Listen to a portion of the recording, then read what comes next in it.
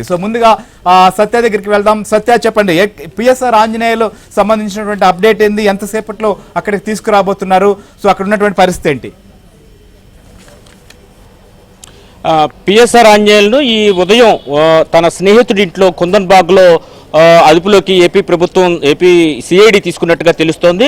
ఈ కుందన్బాగ్లో ఆయన అరెస్ట్ చేసిన తర్వాత ఆయన దుస్తులు తీసుకోవాలని చెప్పడంతో ఆయన నివాసం ఉన్న మొయినాబాద్ తీసుకెళ్లారు. అక్కడ ఆయన దుస్తులు తీసుకున్న తర్వాత మొయినాబాద్ పిఎస్లో పూర్తి సమాచారం ఇచ్చిన తర్వాత అక్కడి నుంచి 9:30కు బయలుదేరినట్టుగా తెలుస్తోంది. అంటే దాదాపు మధ్యాహ్నం 2 గంటలు సమీపంలో ఆయన ఇక్కడికి చేరుకునే అవకాశం ఉంది. ఆయన్ను విజయవాడ సిఐడి రీజనల్ ఆఫీస్ వద్దకు తీసుకొస్తారని మనకు ప్రస్తుతం ఉన్న సమాచారం.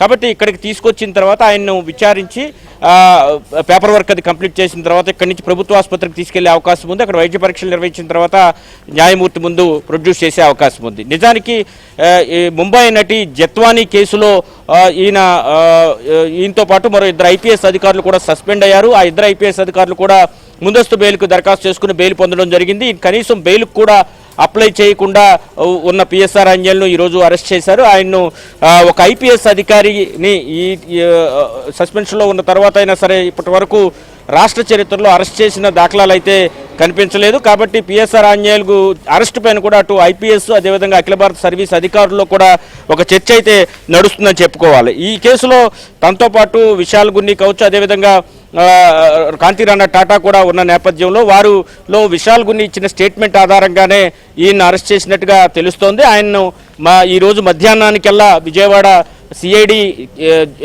రీజనల్ ఆఫీస్ ఏదైతే ఉందో తులసీనగర్ విజయవాడలో అక్కడికి తీసుకొస్తారని తెలుస్తోంది. అయితే ఒక్కొక్కరిగా అంటే కేవలం ఈ ఒక్క కేసే కాదు, రఘురామకృష్ణరాజును కస్టోడియల్ టార్చర్ చేసిన కేసులు ఈయనతో పాటు సునీల్ కుమార్ కూడా నిందితులుగా ఉన్నారు.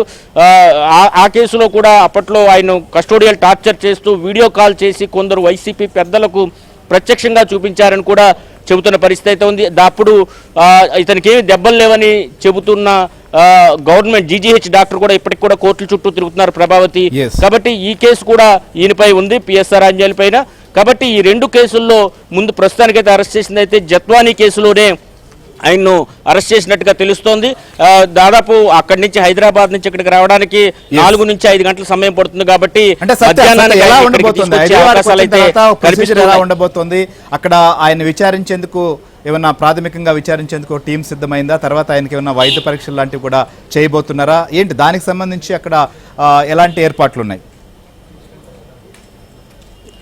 ఆయన ఇక్కడ రీజనల్ ఆఫీసు సిఐడి ఆఫీసు తులసీనగర్లో ఉంది, ఇక్కడికి తీసుకొస్తారని చెబుతున్నారు. తీసుకొచ్చిన తర్వాత కాసేపు ఆయన్ను విచారించి ఎందుకు ఇలా జరిగింది, ఎందుకు అప్పట్లో చట్టానికి వ్యతిరేకంగా ఎందుకు వ్యవహరించాల్సి వచ్చింది, నిబంధనలకు వ్యతిరేకంగా ఎందుకు వ్యవహరించారు, సీఎంఓకు విశాల్ గున్నీని ఎందుకు పంపించారు, తర్వాత టికెట్స్ మీ ఆఫీస్ నుంచే కొనుగోలు చేసినట్టుగా తెలుస్తోంది ముంబై వెళ్ళడానికి అధికారులు వెళ్ళి ఆమెను లిఫ్ట్ చేసి తీసుకురావడానికి. వీటన్నిటి మీద కూడా సిఐడి అధికారులు ఆయన ప్రశ్నించే అవకాశం ఉంది.